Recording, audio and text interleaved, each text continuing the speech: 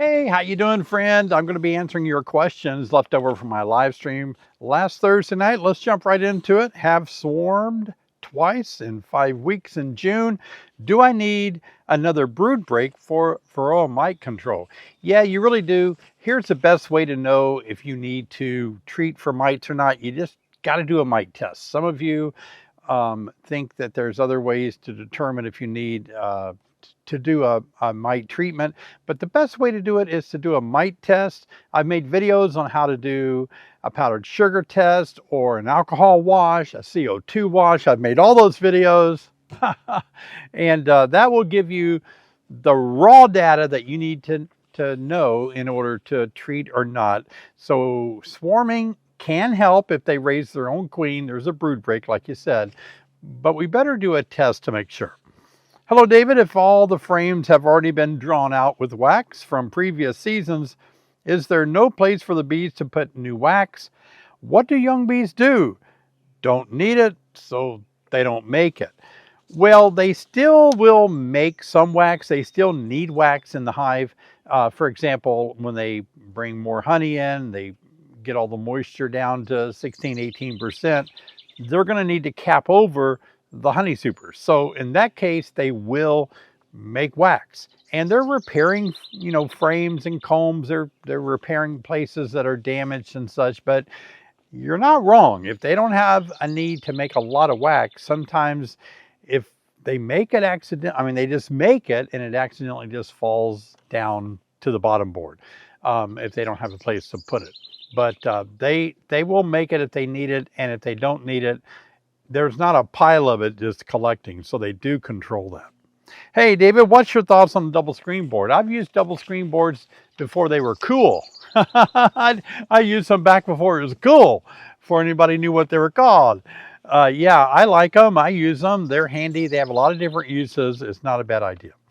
David, I made the move of the hives last weekend. They are doing great so far now. I have to worry about skunks. Any suggestions? They are a bit off the grid and cash is tight. Okay, so you got some skunks. Why we're concerned about skunks and beehives is because skunks are insectivores. They basically eat insects. And so they love to go up to a beehive and just stick their little paws in there and grab a whole bunch of bees, chew them, suck the juices out of the bees that they're eating, and then spit it out on the ground. So it could be a problem. Now, this year we've had more skunks here than we've ever had, and I don't see any signs of them bothering my hives. There's a lot of ways you can deal with it.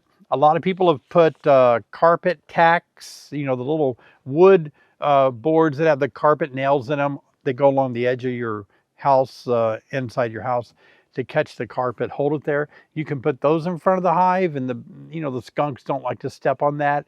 There's just a lot of different ways you can kind of raise the hive up higher. Maybe there's some techniques that you can use to keep skunks away if you see that, but it can be a problem. I noticed our new wild colony is kicking out some drones already. Is this normal for the season? It's a little bit early. I don't know where you live, but here in Illinois, that would be weird because we've got another August, September. We've got 2 or 3 months before drones start getting kicked out. So yeah, that's a little abnormal. Sometimes you damage them, the pupae, when you open a hive and you move frames around, and they may be taking those out. But it is unusual, yeah. I watched a video today regarding someone capturing a swarm of Africanized bees. Why would we want to do this? Is there a purpose of saving this type of bee? That's pretty tough. I would have to say that Africanized bees are extremely dangerous. I see absolutely no value in trying to keep an Africanized hive. They're much too dangerous, I think. Now, I guess if somebody wants to try to catch it, requeen it, but that you're just asking for trouble. Are you sure that's what they were? That's unusual.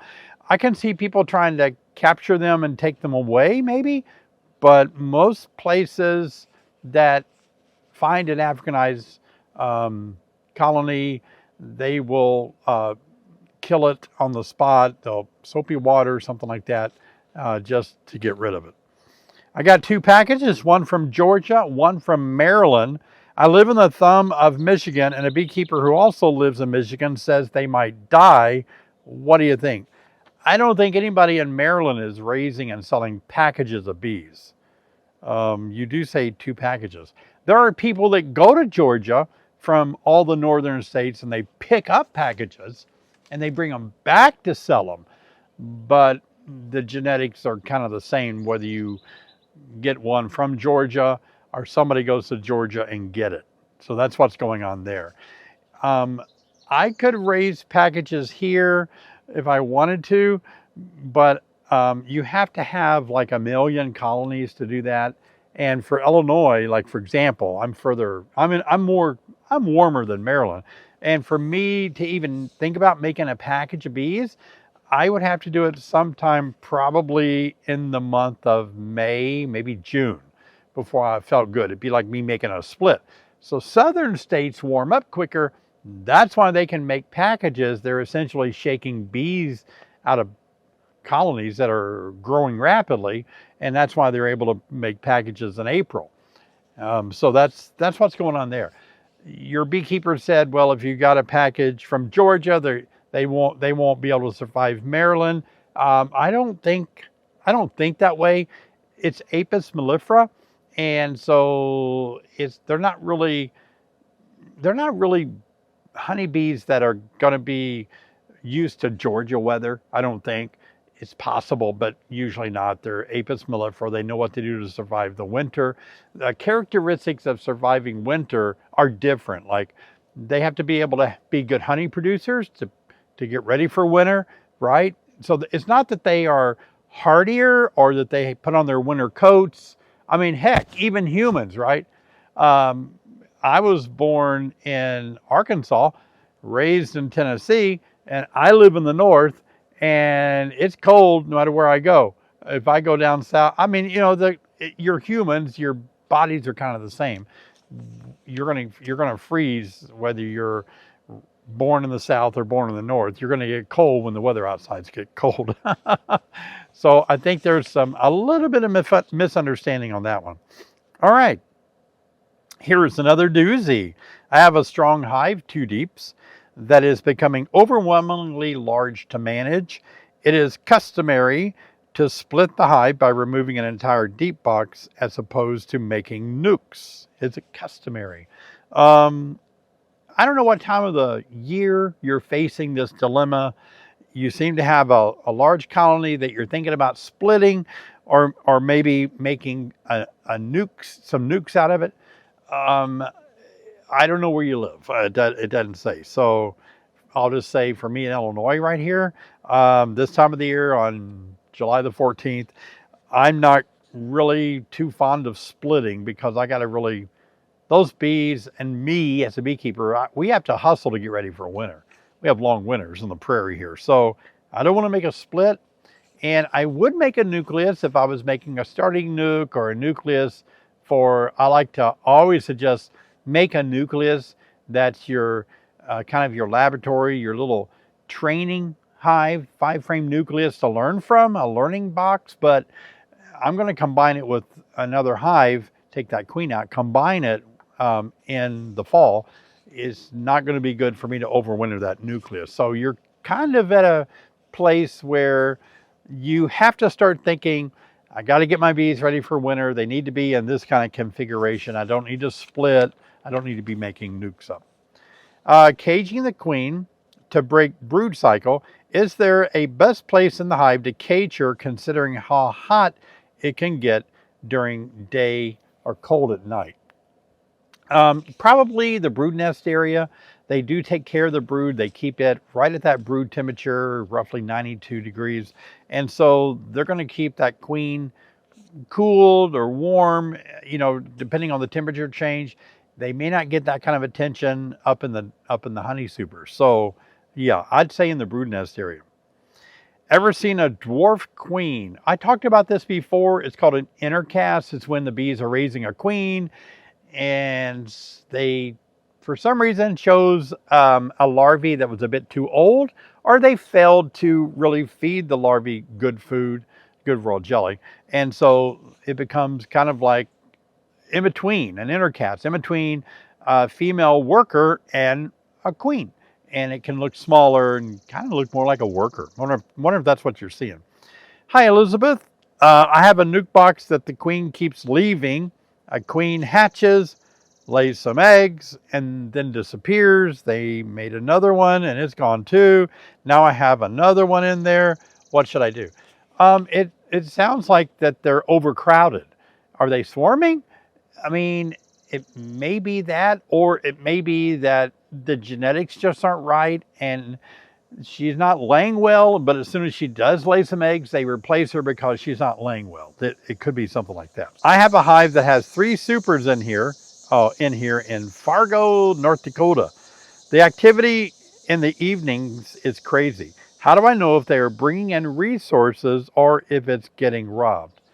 Well, the obvious way to know if they're bringing in resources is that you can see their hind legs are full of pollen. I realize sometimes that's not the case. It may be that they're bringing nectar in without having pollen on their back legs, and it's hard to tell.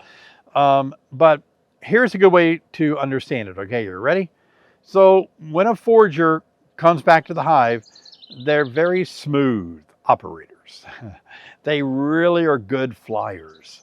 And they make a path and they kind of land gracefully on the entrance. And they usually walk in, proud of their spoils that they gathered from the nectaries of flowers. A robber bee looks frantic, dodging around and not exactly sure where to land and looking at the hive all crazy. And when a robber bee lands, there's a fight that ensues. When a robber bee, or when a normal worker bee returns from foraging, when she lands, she's, maybe sniffed by a guard bee and then let in. There's no fighting.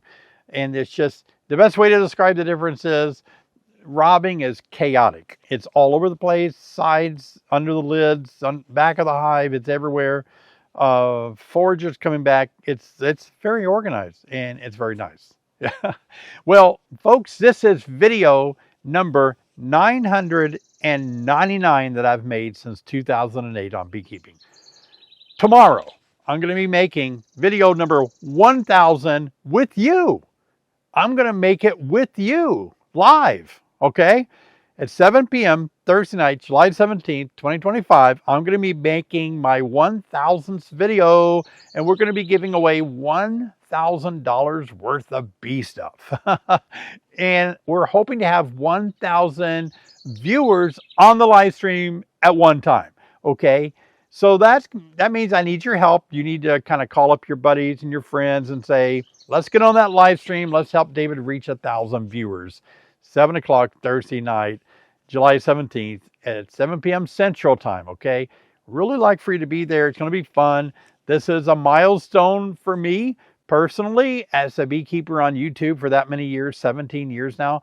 And so I'm happy to share that moment, giving back to the community and also just enjoying you supporting me and celebrating this milestone. So do your part. My sister said she's inviting all of her friends over and relatives over to their house, and she's going to have everybody bring their cell phone, and she's going to make them log in on their cell phone to my live stream. That's a great idea. You might have 10, 20 people at your house for supper, for refreshments. Make them log in individually from their own cell phone and their own, YouTube accounts or Google, and have them join the live stream. That's going to be a lot of fun. If you're not sure where to find the links and everything for the live stream, it's going to start at 7 p.m. Thursday night. It's not ready yet. If you click on it now, you'll have to wait. But here's the link right here. I'm looking forward to seeing you guys Thursday night at 7 p.m. Central Time.